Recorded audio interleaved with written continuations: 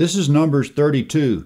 Israel hasn't crossed the Jordan River yet into the main part of the Promised Land, but Reuben and Gad are growing fond of the land they're already on. Verse 1. Now the children of Reuben and the children of Gad had a very great multitude of livestock. They saw the land of Jazer and the land of Gilead. Behold, the place was a place for livestock.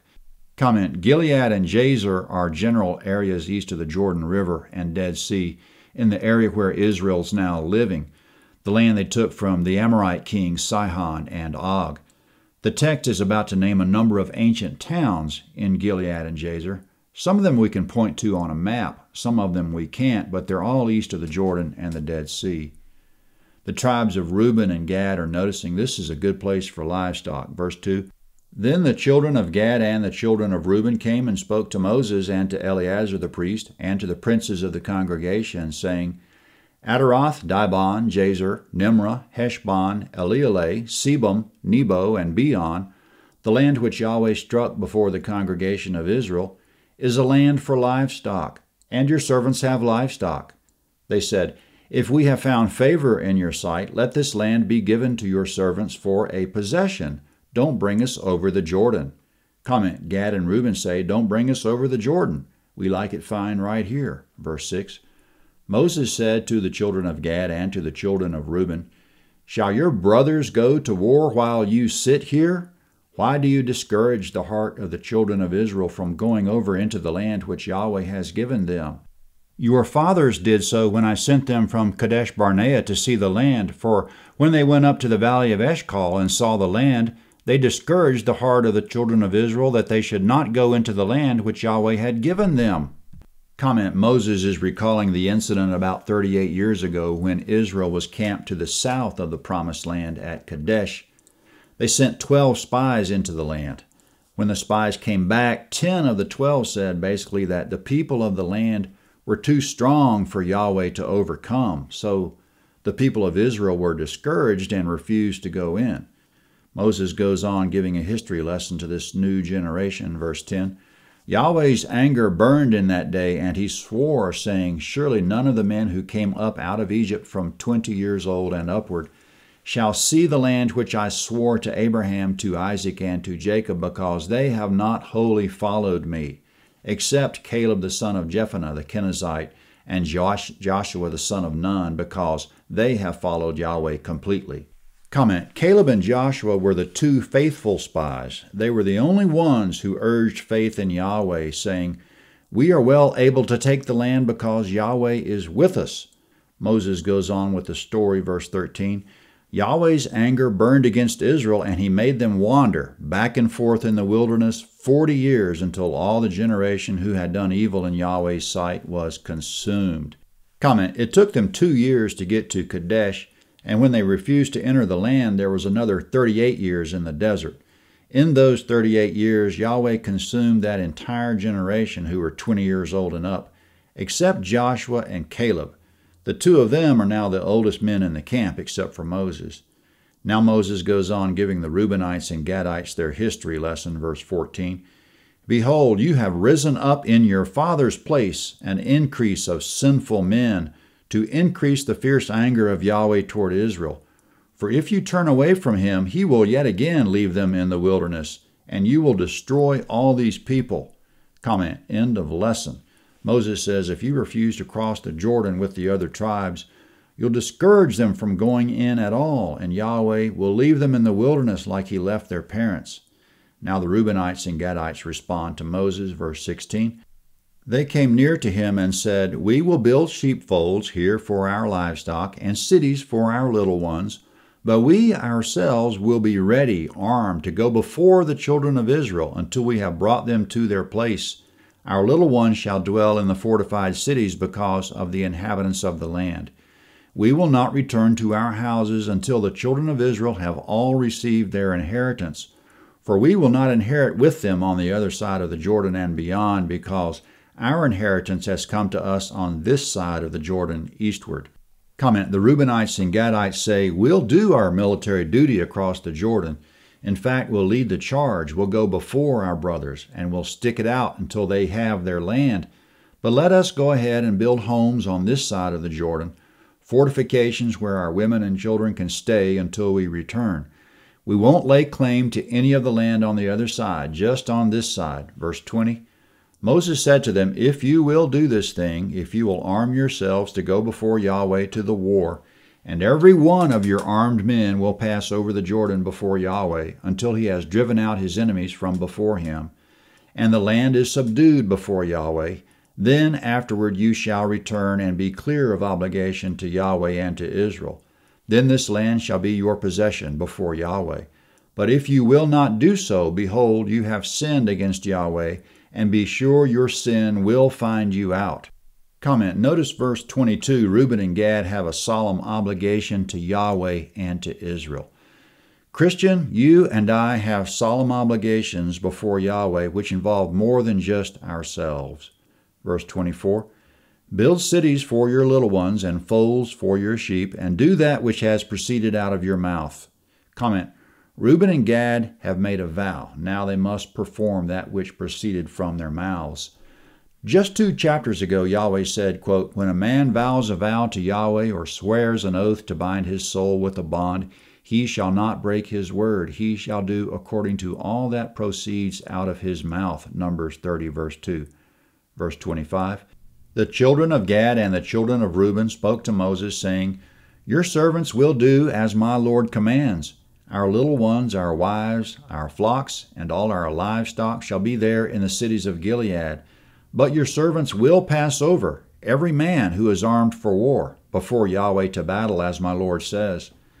So Moses commanded concerning them to Eleazar the priest, and to Joshua the son of Nun, and to the heads of the fathers' households of the tribes of the children of Israel.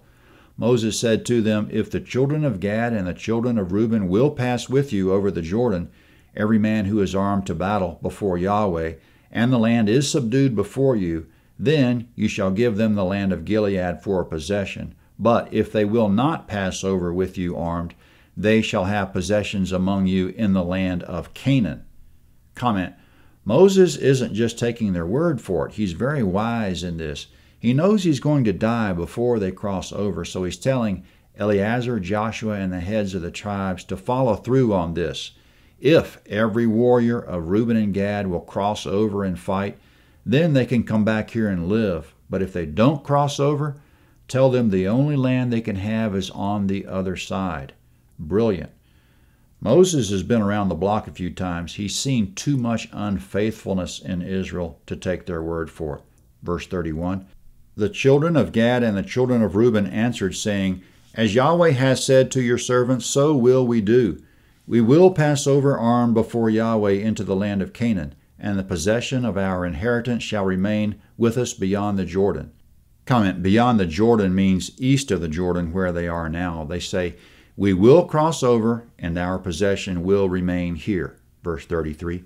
Moses gave to them, even to the children of Gad, and to the children of Reuben, and to the half-tribe of Manasseh, the son of Joseph, the kingdom of Sihon, king of the Amorites, and the kingdom of Og, king of Bashan, the land according to its cities and borders, even the cities of the surrounding land. Comment. This is the first time we've seen that expression, half-tribe of Manasseh. Manasseh is a full-fledged tribe, but half the tribe will live on one side of the Jordan and half on the other. Moses is giving Reuben, Gad, and the half-tribe of Manasseh possession of the land to the east of the Jordan, on the condition Reuben and Gad follow through on the vow. Now coming up, the names of the places Gad built on the east side of the Jordan for their families, verse 34. The children of Gad built Dibon, Ataroth, Aror, Etroth-Shophan, Jazer, Jogbeah, Beth-Nimrah, and Beth-Haran, fortified cities, and folds for sheep. Comment. When the shepherd's not with them, the sheep will be in an enclosed area called a sheepfold. Children and teenagers are going to take care of the sheep, at least for now. Now the places Reuben built, verse 37, the children of Reuben built Heshbon, Elealeh, Kiriathaim, Nebo, and Baal-Meon, their names being changed, and Sibmah. They gave other names to the cities which they built. The children of Machir, the son of Manasseh, went to Gilead, took it, and dispossessed the Amorites who were therein. Comment. Manasseh had one son, Machir, who also had one son, Gilead, Numbers 26-29. So all Manassites are descended from Machir and from Gilead. All of them are now long deceased. Just a note about the name Gilead. From just looking at this chapter, it would seem the Manassites are naming their area east of the Jordan after their forebear Gilead. But the text has been referring to that area as Gilead ever since the time of Jacob. Gilead means heap of stones, Genesis 31:47. Jacob made that heap of stones to mark the boundary between him and his father-in-law Laban. So by a strange happenstance, it seems Gilead, the region, didn't necessarily get its name from Gilead the man, part of whose family eventually took up residence there. Verse 40, Moses gave Gilead to Machir the son of Manasseh, and he lived therein. Comment, that is, Moses gave Gilead to half the descendants of Machir. Verse 41, Jair the son of Manasseh went and took its villages and called them Havoth Jair. Nobah went and took Kenath and its villages and called it Nobah after his own name. Comment, it's hard to say whether Jair and Nobah were alive at the time or if rather the text is speaking of the families spawned by Jair and Nobah. Nevertheless, either they or their families took some territory in battle and occupied it. That's the chapter. Remember Moses' question, quote, "Shall your brothers go to war while you sit here?" End quote. We have responsibilities outside our own selfish interests to help others. Also remember his words from verse 23, quote, "Be sure your sin will find you out," end quote. Numbers 33 is next. You can find the links in sequence easily at landofhavilah.net. Numbers 33. Here's the map of Numbers 32. This is the Jordan River, which flows southward into the Dead Sea. We can always get an idea of distance because the Dead Sea is 10 miles wide at its widest point. This is the country of Moab, which Israel did not attack. Moab's northern border at this time is the Arnon River Gorge here. Above the Arnon, Israel controls the land they took from Sihon the Amorite. Right now, all Israel's territory is east of the Dead Sea and the Jordan River, running about 120 miles from the Arnon Gorge in the south to Mount Hermon in the north.